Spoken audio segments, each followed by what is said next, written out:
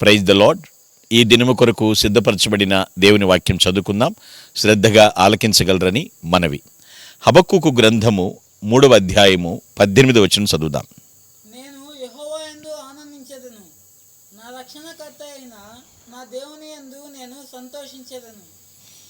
ప్రభునందు పిల్లరా, ముందుగా మీకు హృదయపూర్వక వందనములు తెలియచేస్తూ ఉన్నాను. చిన్న ప్రవక్తల్లో ఒక ప్రవక్త హబక్కూకు. హబక్కూకు అంటే అర్థము కౌగిలి, హగ్. అయితే ఇక్కడ ఆయన మొదట్లో నిరాశతో దేవుణ్ణి వేడుకుంటూ ఉంటాడు. తర్వాత చివరికి వచ్చేసేటప్పటికి దేవుని చిత్తాన్ని గ్రహించిన తర్వాత దేవుడు లేమిలో కూడా నాకు సంతోషాన్ని ఇస్తాడు, నాకున్నటువంటి లేమిలో కూడా దేవుడు గొప్ప హామీ ఇవ్వగలడు, హామీ నెరవేర్చగలడు అని నమ్ముతూ ఉంటాడు. వివరిస్తాను మీకు. హబక్కూకు దేవుని యందు భయభక్తులు కలిగినటువంటి వాడు. అయితే ఆ రాజ్యాన్ని పరిపాలిస్తున్నటువంటి రాజులు భక్తి లేని రాజులు అయిపోయారు. దేవుని యందు భయభక్తులు లేని రాజులు పరిపాలించడం వలన రాజ్యాలు ఏమైపోతాయి తెలుసా అండి? తప్పుడు దోవలో వెళ్తూ ఉంటాయి. అంతేకాదు, ఎన్నో ఒడిదుడుకులు ఎదుర్కోవాల్సి వస్తుంది, చాలా తీవ్రమైన ఇబ్బందులు ఎదుర్కోవాల్సి వస్తుంది, ఎన్నో రకాల సమస్యలు వస్తాయి. భక్తి లేనిటువంటి భక్తులు ఏమాత్రం కూడా భయభక్తులు లేనిటువంటి పాలన వాళ్ళు ఇవ్వటం వలన ఆలోచించాడు. ఎన్నో సమస్యలు ఎదుర్కోవాల్సి వచ్చింది. ఇజ్రాయేలీలు దేవుని దృష్టికి దుష్టులుగా కనబడ్డారు. అందుకనే వాళ్ళని ఒకసారి మిద్యానీయులకు అప్పగిస్తాడు. ఒక 7 years పాటు, 7 సంవత్సరాల పాటు మిద్యానీయులు వీళ్ళని భలే హింసిస్తారు ఇజ్రాయేలీలను. మారారా అంటే మార్పు ఎక్కడ కనబడుతూ ఉంటుంది? దేవుని దృష్టికి దోషులుగా కనబడుతున్నప్పుడు. ఆ తర్వాత ఇంకంతకుముందు 40 years ఫిలిస్తీన్ల చేతికి అప్పచెప్తాడు ఇజ్రాయేలీల్ని.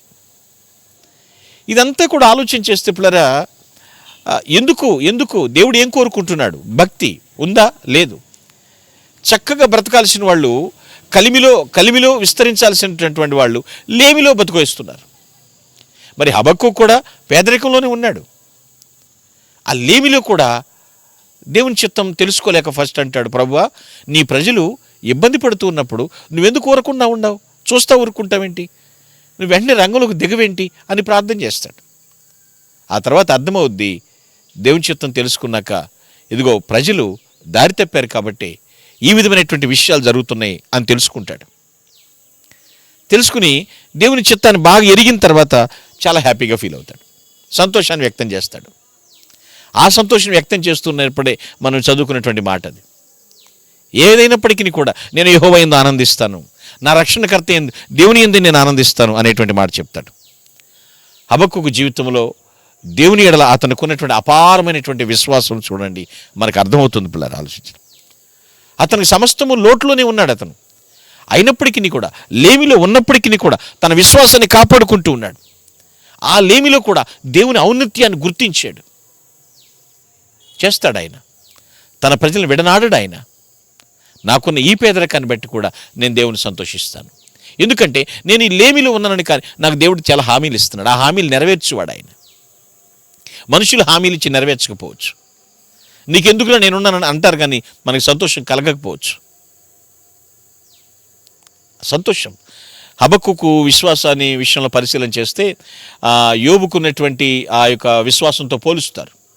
ఎందుకంటే శ్రమల్లో కూడా యోబు ఎంత సమర్పణ కలిగి ఉన్నాడో అలాంటి సమర్పణ హబక్కూకు ఉందని కూడా భక్తులు చెబుతూ ఉంటారు.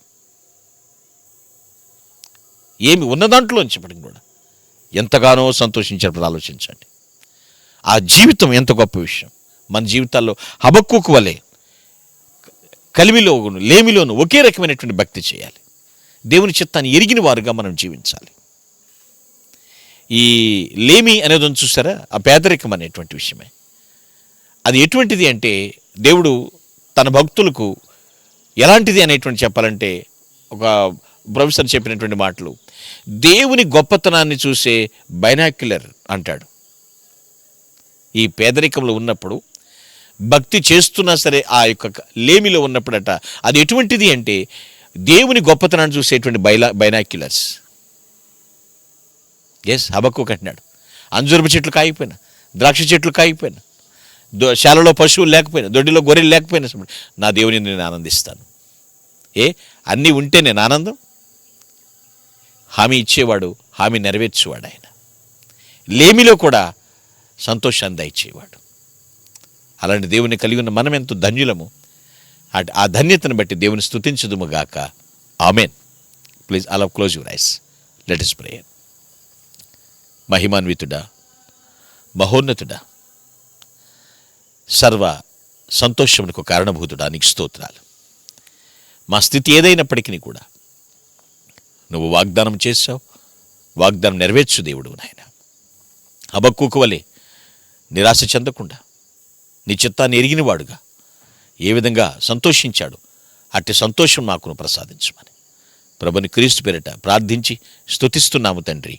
Amen. Amen. Glory to God. Thank you. Nadal. May God bless you.